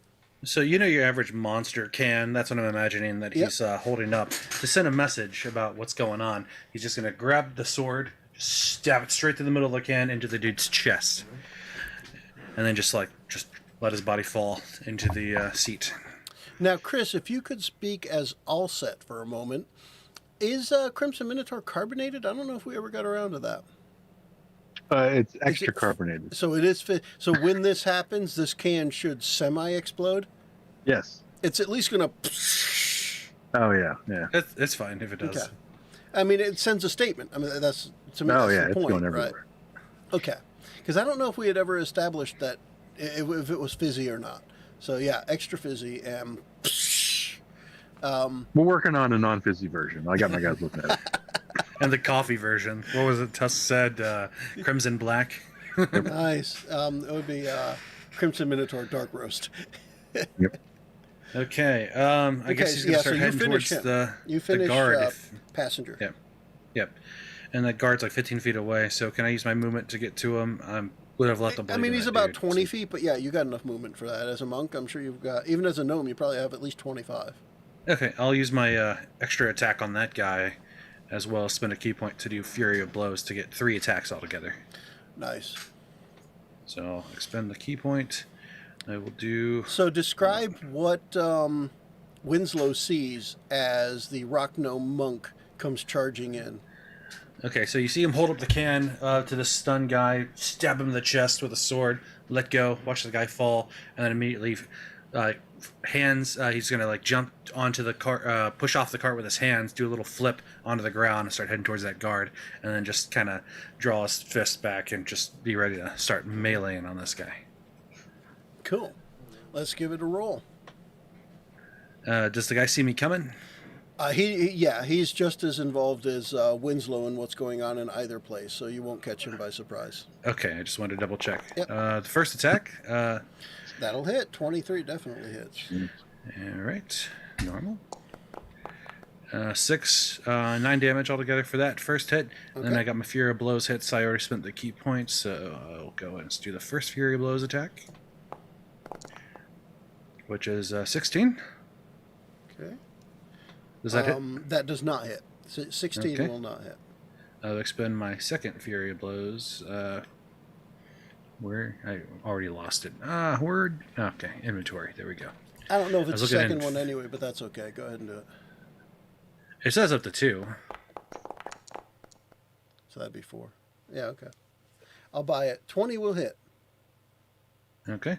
Okay, so the way I was thinking was my initial attack, and then I have my extra attack, and then I could use my Fury of Blows during that, is what I was thinking, if that was all right. It is. We did it now, and you have. So this guard, you have now rendered unconscious. His horse is running away. The other guy's horse is kind of frozen in fear, where the evilness gripped it from the ground. That necrotic damage hurt it. Bird Daddy, what's left for you now is a horse that's running, a horse that you injured, and 2 oxen. Or oxes. I hit a button real fast, Joe. It does say on Flurry of Blows, after you take an attack action on your turn, you can spend 1 key point to take 2 unarmed strikes as a bonus action. So that's that's why I did 4 attacks, because the initial one on that guy, and then the 3 on him.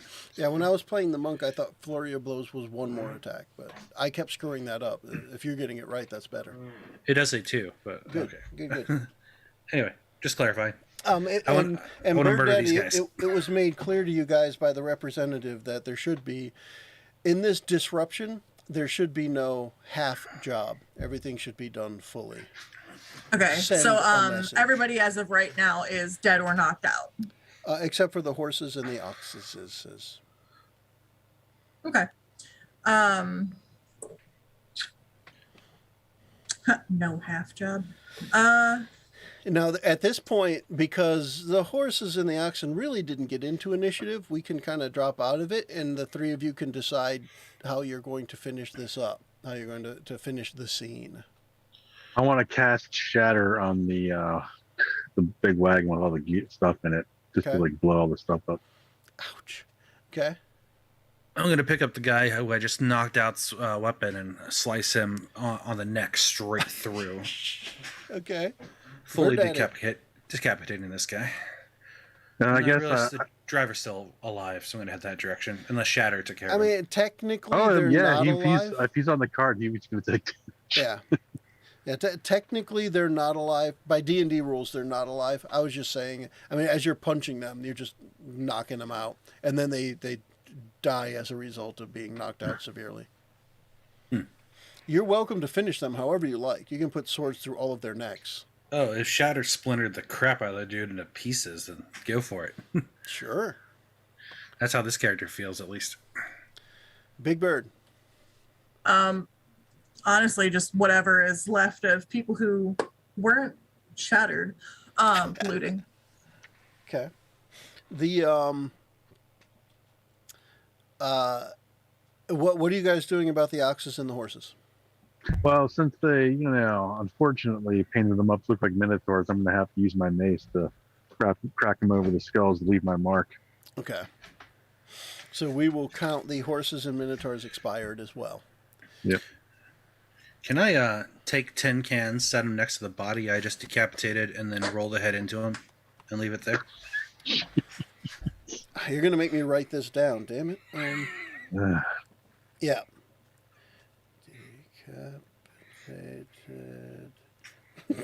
Decapitated bowling. I'll just use 2 words.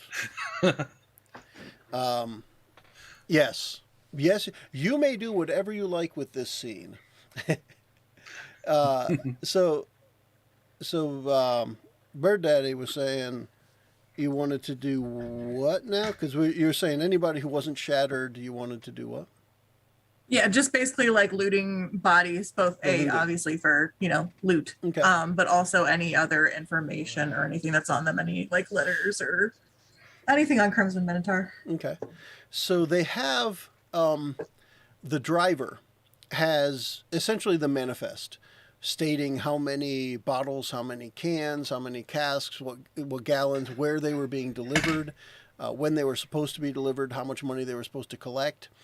And you can see, probably based on the manifest and what they're expected to collect, why you guys would be paid so handsomely, because it appears that people are paying a lot of money for Crimson Minotaur lately. It turns out that one of the things on the shipment, and you may notice this, we'll say that you're reading the note before it gets shattered, in case that makes a difference to you, but one of the things on the shipment is a new version of Crimson Minotaur called Crimson Minotaur Light, and it's LIGHT, and it's you can see on the cans there's like a little window to what's inside, and it glows a little bit. Like the It's old also Kool-Aid less busy. jammers. Less busy. What'd you say, Aster? So like the old Kool-Aid jammers where the back was just clear. There you go. They're in juice B-Daddy's definitely going to take both the statement that he had and also the light, mainly just as leverage to, hey, look at what I got for you guys, like pay me more money, because he's been going back and forth with Fiend so much. He wants to use it as leverage for more money. Okay.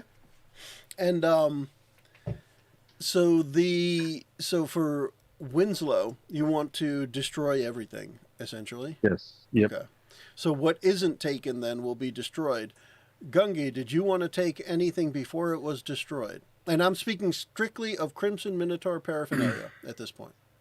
He's going to see what the driver and the passenger were wearing, if there's anything special that they had, like a pen or anything. Well, that's what I was going to get to with Bird Daddy next with looting. Same idea, though. You guys are going to have all that info. But was there, like, the stuff in the back of the wagon, cargo? Yeah. Did you want to take any other Crimson Minotaur stuff before it got shattered, destroyed? Did they take the shipping manifest to see who ordered what? B Daddy has it, and it is essentially that which 3 towns on this route are getting what out of the back of the wagon. So, Okay. Dropping off a cask here at this tavern, 2 cases of bottles over here, etc. Bird Daddy, we should totally send coupons to those places for our brand about a few weeks down the road. That'd be pretty smart right there. Are we assuming, wait, so B-Daddy and G-Baby work for Fiend? He started working after he got fired, like not too long. Excellent. He's not really working. All right. No, not anymore. But yeah, B-Daddy's definitely going to use that for leverage, both with Fiend and to kind of get them going. Just if there's any like gold or anything that they're already paid that's lying around, like in the back, like maybe they have a little bag of that they just set back there. Anything. At this point, nothing's been delivered, so they haven't collected anything, but they all have personal belongings. So there's a few gold between them and little personal coin purses, what have you. The the weaponry and the armor of the guards was all of masterwork quality, so everything is in really nice shape. These guys, the two guards do not appear to have been Crimson Minotaur employees, but they look like more like contractors. Like it's a regular job. You can see that one guy's got a Crimson Minotaur handkerchief in his pocket. So it's like he doesn't have a Crimson Minotaur uniform. Like the driver and the passenger both have their Crimson Minotaur fire retardant polos on, and they were representing the company. But can I use my investigation and see if there's anything unique about what they're hauling as well, or anything unique about the card itself? I would like that.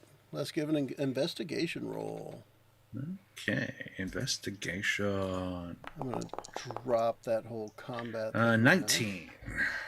So with an investigation roll, you see the passenger seems to have a journal, or has what seems to be a journal. There are some handwritten notes about how the Crimson Minotaur brand is frustrated with the sudden growth of fiend energy potions, and some of it seems to have to do with the new journals they're handing out with the fiend energy potion, where you can write magical messages to the fiend energy potion founder, and he can write messages back to you. And Good campaigning. Yeah, they're campaigning against. They're campaigning on their own, not necessarily against Crimson Minotaur. And that's another thing that's mentioned in there, that they're looking for ways to counter the performance of Fiend Energy Potions lately in this local market. The Fiend Energy Potion brand is becoming larger in the local market. But they think that, or this guy in his journal thinks that the Crimson Minotaur Light, the new brew, definitely has an advantage over the heavy, nasty flavor of the typical Fiend Energy Potion, and they think that it's really going to help out. We should definitely take this bag. Yes, yeah. B Daddy's already got the light again as leverage. Like, I will show you their newest products so that you can get a leg up, but it's going to cost you. I can see somehow we're gonna find out that Winslow reverse engineered Allset's recipe somehow, right? Yeah. So Chris is definitely playing both sides of that R&D. Crispy Chris. Let me know if you need some good brewing going on, because I am pretty skilled. They didn't like what I was doing, so let's see if we can use my skills. So to set the end scene here, there's a bend in the road. We now have a relatively wrecked wagon. Again, it was a big wagon. There's now remnants, shattered bits of Crimson Minotaur casks and exploded cans and bottles with, different looking liquids from Crimson Minotaur kind of all around the area of the wagon. We have dead driver, dead passenger. They're sitting on a Crimson Minotaur logo on the driver's seat of the wagon.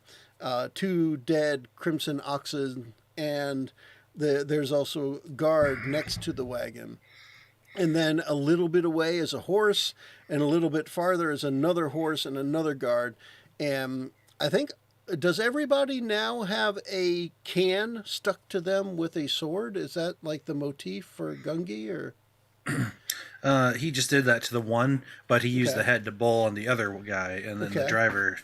I think he got slashed to bits while sitting there. So I mean, that looks already pretty personal. And then the oxen have the Winslow was here, and their skulls smashed in. Yep, Winslow was here. I almost forgot that part. Thank you. I guess the last guard, he could go ahead and do some stuff with some cans that we won't get into too much detail, but just say some orifices were explored.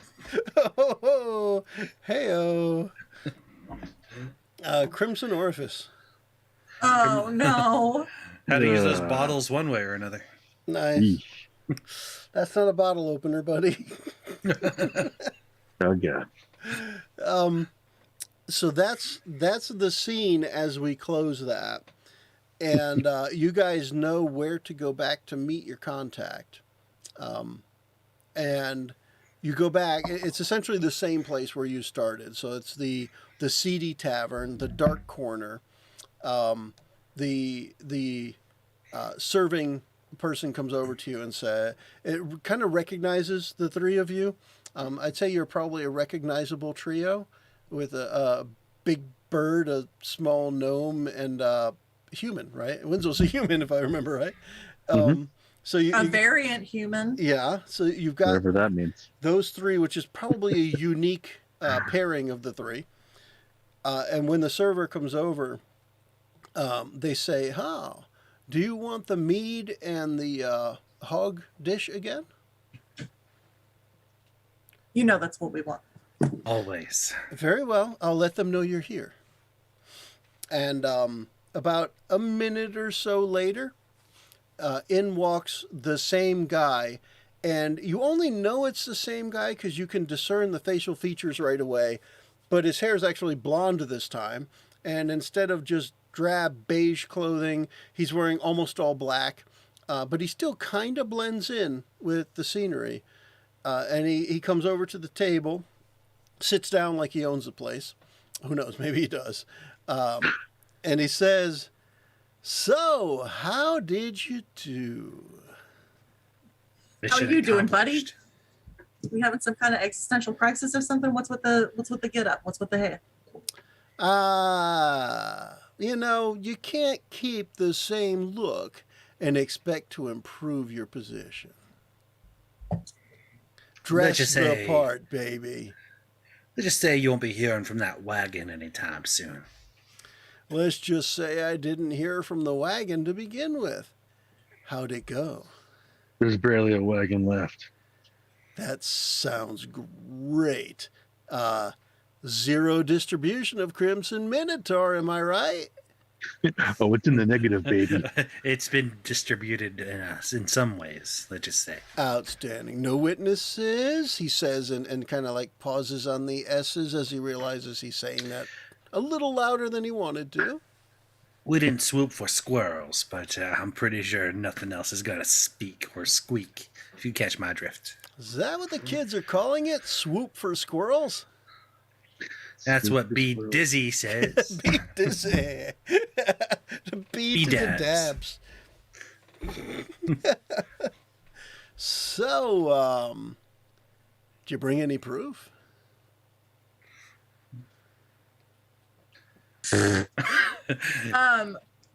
You're looking at B Daddy right there. You're looking at me, Daddy. He's definitely gonna try and use it as leverage. He'll pull the hole. He'll go to like hand it over to him, and when he goes to grab it, he'll like yank it back real quick. Hey, that's not their normal can. That's a little different. What is that? This is about to be my raise if you play your cards right. This is about to be your next step up. This is gonna change your position, as we've said. This might be Well, a hey, promotion I'm for more everybody. I'm more than happy to kick in another coin if there's something worth kicking for. No, we're talking. I like the new hair. I like it. It's doing good things for you.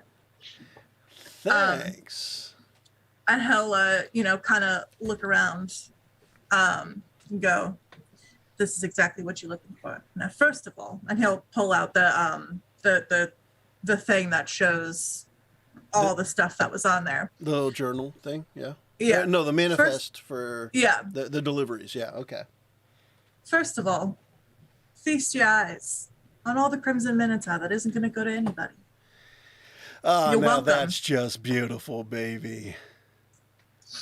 And now what we got here, and he'll Vanna White the can Nice. and then put it down. He won't hand it over. He'll just kind of show it off and put it back down. Looks like it's buy something me new a they're working on. vowel. So what is that? I mean, it sure looks different. It's brighter than the normal can. Tell me, is that a see-through window? Yeah, they pulled all the stops with this one.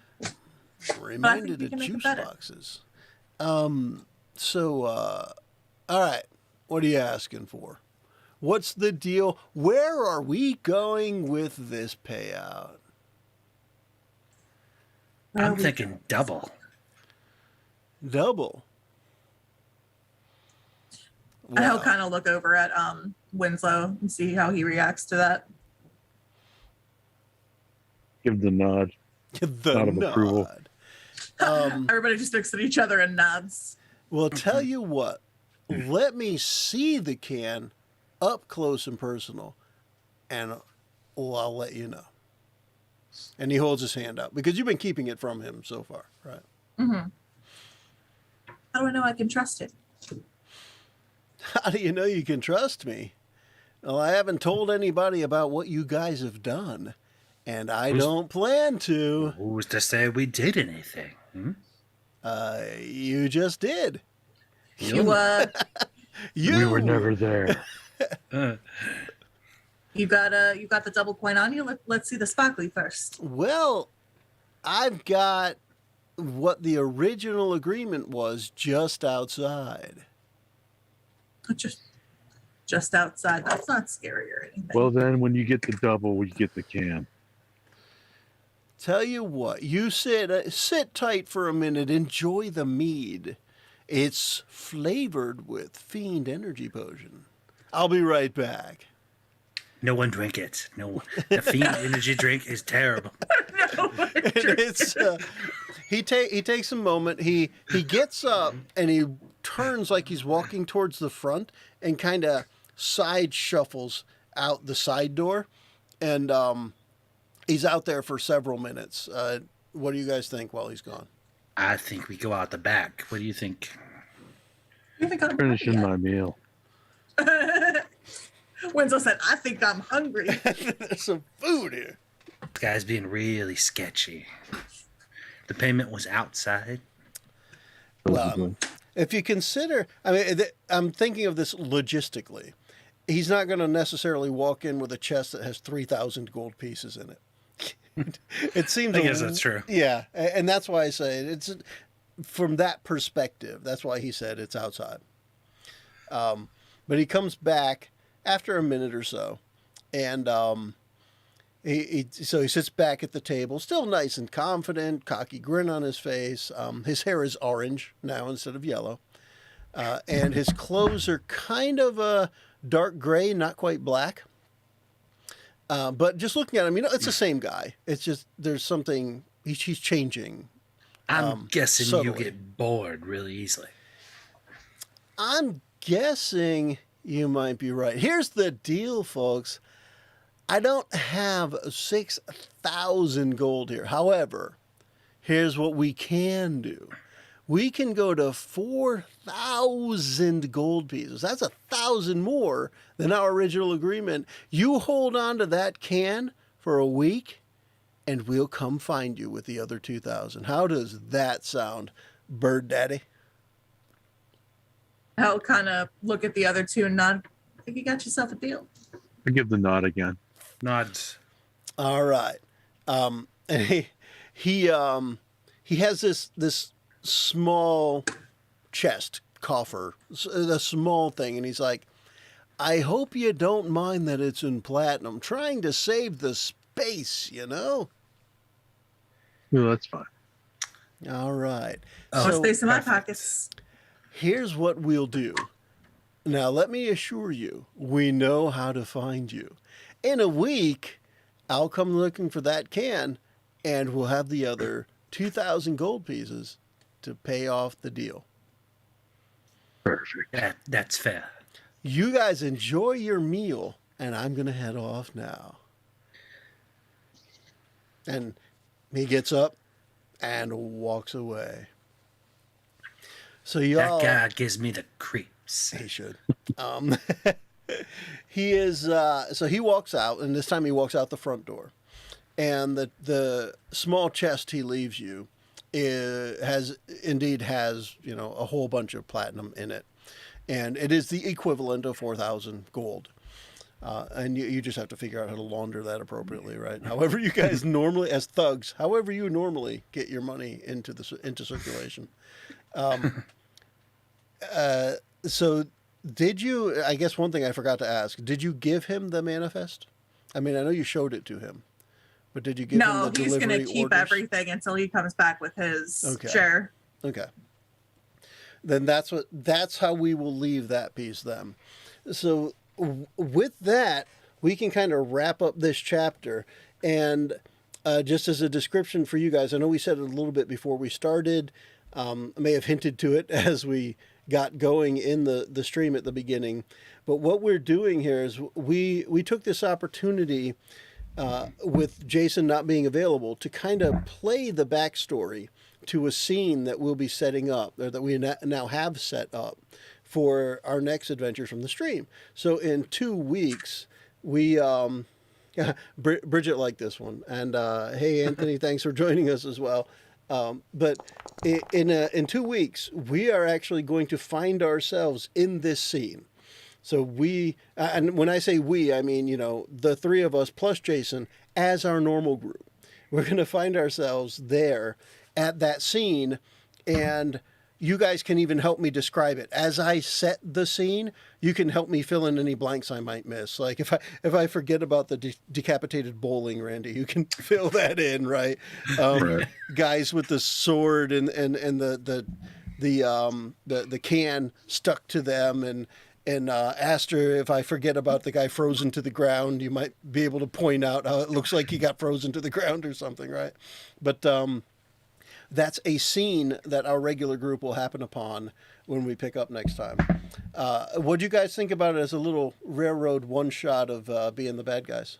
That was fun. really fun. I like any opportunity I can to get to do something different. I play guys that are way too nice all the time, so it was fun to play some corrupt little douche. I kind of low-key love B Daddy, though. I kind of want to make a character with a similar flavor now.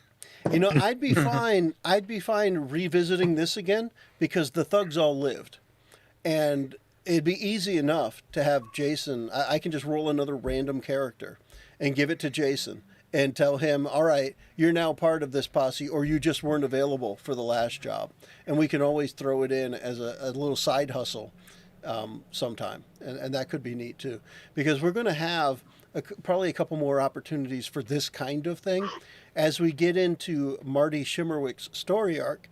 Chris, you made me yawn, damn it. Yeah, sorry, man. And there goes Aster. Yeah, cover that one up. Randy, your turn. I kept it internal. So. All right, good job, Randy. Nice. But there will be, as we get into Marty's story arc, there will be competition between Crimson Minotaur and Fiend Energy.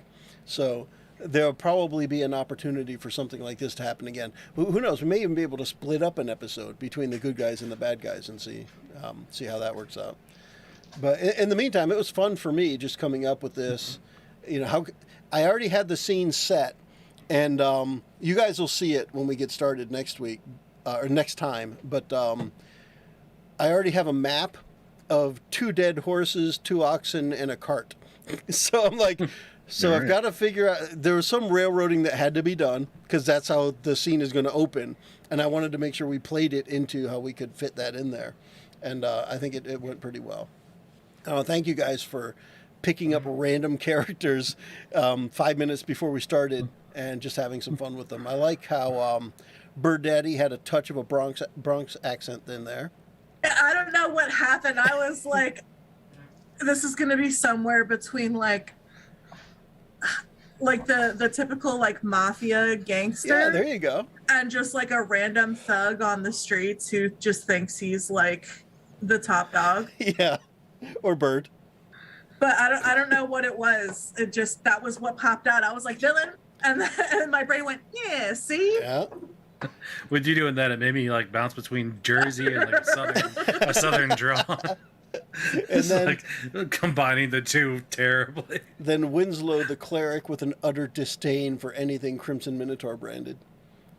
That's pretty cool. Yeah, For sure. Compared to the his Yang of Allset, who wants everything Minotaur, right? He's trying to make it all better, research and development kind of thing. And he's not as bad as Marty, but he. Oh yeah. Well, that's all promotion, right? Marty's all promotion. You're all product. Yeah. Southern Bronx Cowboy Mafia. Nice. I like that. We love that. Yep. That's pretty moves- darn good, actually. We moved so Bridget. fast last week that I get a chance to do the Marty flashback before Tusk left. That Tusk had put on the Crimson Champion or whatever called it, cannons that are can shaped and that have Crimson Minotaur written on them. Nice. What was the thing for Gungi that stuck out most for you, Randy? Oh, geez. Probably just his violent tendencies. I tell you, his That's pretty approaching much it. machine. He beat the crap out of the driver. He jumped under the wagon. It was just like pow pow pow. And The driver didn't see it coming. He was just down. out. Yeah, that's a good violent tendency. He definitely seems to be the muscle of the thug group there.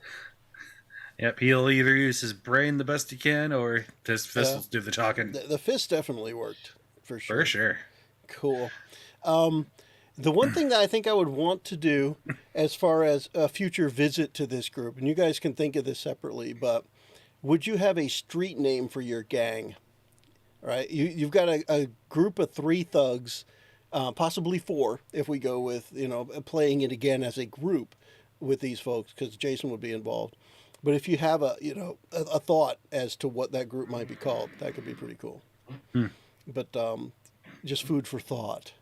But in the meantime, I think we've reached the end of the sidebar episode, and we can wrap this one up, and we can all say bye. Bye-bye. See ya. I'll press a button here. Let's see this one. That's the right one.